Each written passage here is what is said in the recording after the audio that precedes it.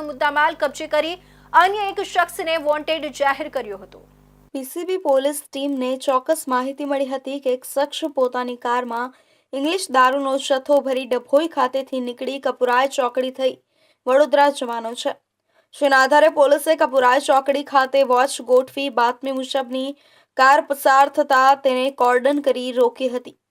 પોલીસની પ્રાથમિક પૂછતાછમાં કાર ચાલક રણજીતસિંહ ઉર્ફે પિન્ટુ જશવંતસિંહ જાદવ રહેનાર કડાચલા ગામ બોડેલી છોટાઉદેપુર હોવાનું બહાર આવ્યું હતું। કારની તલાશી લેતા કારની આગળની લાઇટના ભાગે તેમજ પાછળ ડિક્કીના નીચેના ભાગે બનાવેલા ચોરખાનામાંથી દારૂનો જથ્થો મળી આવ્યો હતો તેમજ આરોપીએ આ દારૂનો જથ્થો મધ્યપ્રદેશના કઠીવાડા ખાતેથી મેળવી વડોદરાના ઠાકોરભાઈ નામના વ્યક્તિને આપવાનો હોવાની કબૂલાત કરી હતી।